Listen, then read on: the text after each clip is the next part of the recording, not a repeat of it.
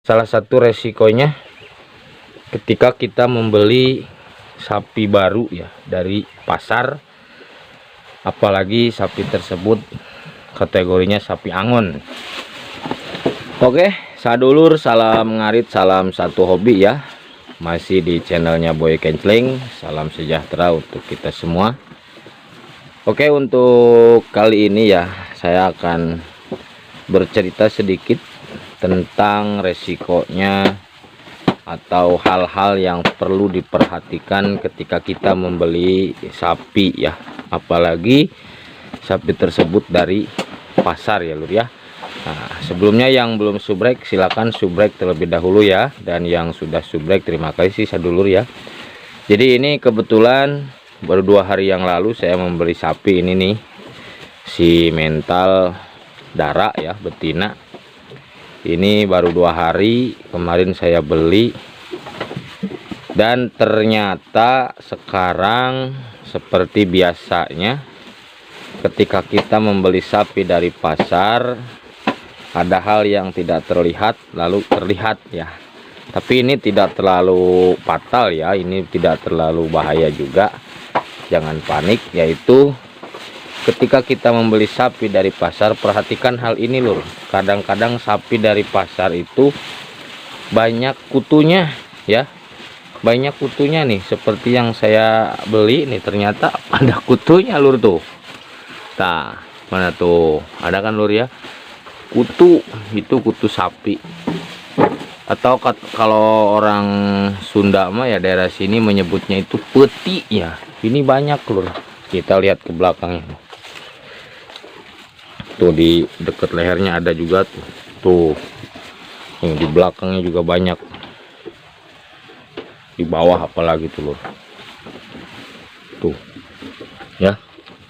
Ini salah satu resiko ketika kita membeli sapi dari pasar ya. Jadi aduh maaf, perhatikan hal tersebut ya.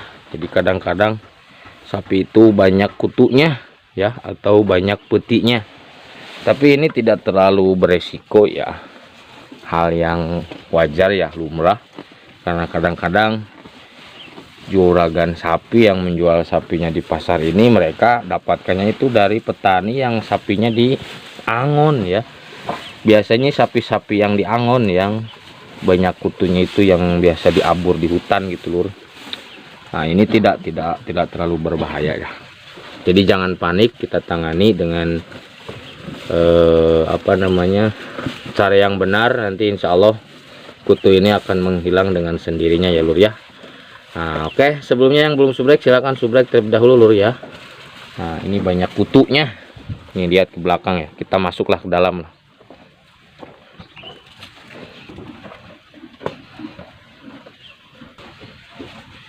Nih lur, biasanya banyak itu kutu biasanya pada diem di bawah deket kaki tuh lur, lihat tuh, di selangkangan ya. Tuh banyak tuh lur. Ini yang masih kecil ya, kalau didiemin dia akan membesar seperti yang tadi terlihat lur. Ini banyak di selangkangan ya.